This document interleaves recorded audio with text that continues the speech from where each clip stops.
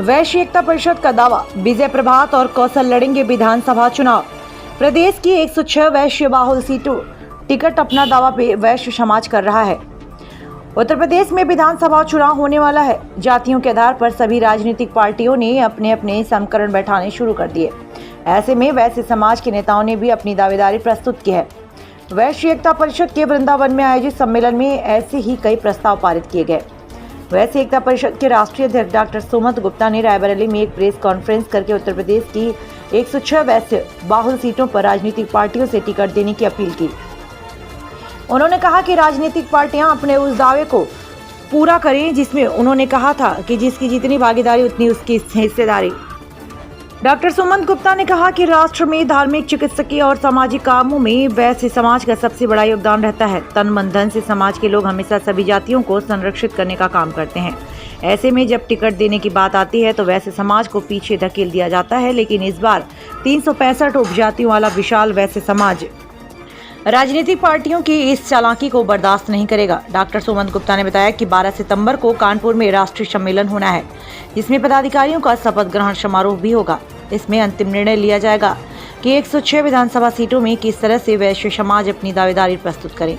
Press conference में वैश्य एकता परिषद के राष्ट्रीय अध्यक्ष की मौजूदगी में जिले की 3 विधानसभा सीटों से चुनाव लड़ने की इच्छा जाहिर करने वालों में इंजीनियर विजय रस्तोगी सदर विधानसभा, प्रभात साहू हरचंदपुर और अभिलाष कौशल ऊंचाहार से टिकट लेने के लिए भारतीय जनता पार्टी में दावेदारी करेंगे। श्रीवास्तव, टीवी इंडिया 3 जिला संवाददाता, रायबरेली। वहाँ जन जागरण और जन चेतना पैदा करने का कार्य करेंगे और राजनीतिक दलों पर दबाव बनाएंगे कि हमारी भी हिस्सेदारी और भागीदारी दी जाए। इसके साथ ही ये रायबरेली क्षेत्र में भी 3 विधानसभा क्षेत्र ऐसे हैं जो वैश्य बाहुल्य हैं। सदर, हरचंदपुर और ऊंचाहार, यहाँ से भी वैश्य समाज के लोगों को लड़ाने की योजना और दबाव बनाने की योजना कि वैश्य समाज को भी उसकी हिस्सेदारी प्राप्त हो। इसके साथ ही आर्थिक और सामाजिक दृष्टि का भी हम लोगों ने चयन किया है। उत्तर प्रदेश में वैश्य समाज के 65 उपवर्ग हैं और पूरे देश में 365 उपवर्ग हैं। इन उपवर्गों को मिला के वैश्य समाज की प्रभावी संख्या है।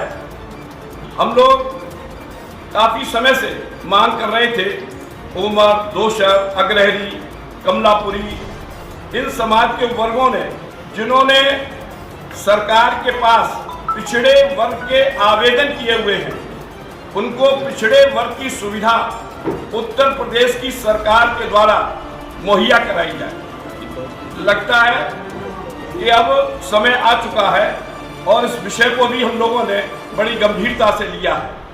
इसके साथ ही आर्थिक दृष्टि से भी जीएसटी में जो पंजीकृत व्यापारी, जिसको 10 लाख की बीमा की राशि उत्तर प्रदेश की सरकार के द्वारा निर्धारित किया गया, लेकिन पिछले कोरोना काल में और इस कोरोना काल में किस पार्टी से? भारतीय जनता पार्टी। क्या लगता है आपके राष्ट्रीय अध्यक्ष आए हैं वैश्य समाज के?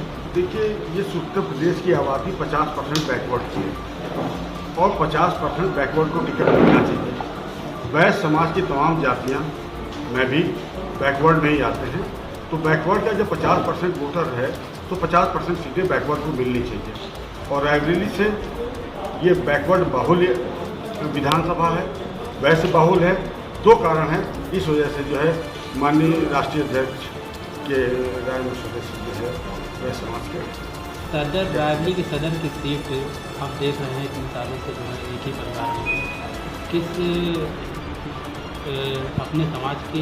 देखिए, रायबरेली वो धरती है यहाँ पे राजनारायण जी ने इंदिरा गांधी को हराया था, तो ये तो आम नागरिक को पसंद करने वाली है, न कि इस रायबरेली के जो स्थितियां हैं। अगर आप विकास का आकलन करेंगे तो रिंग रोड क्यों नहीं बनी या शहर की हालत इतनी क्यों खराब है, उसका कारण है कि यहाँ के जो भी यहाँ से जो विधायक वगैरह रहे हैं, उन्होंने सिर्फ रायबरेली को लूटने का कार्य किया है, यहाँ के विकास को बाधित किया है, स्वयं अपना विकास किया है राजनीति को उपयोग करने के लिए।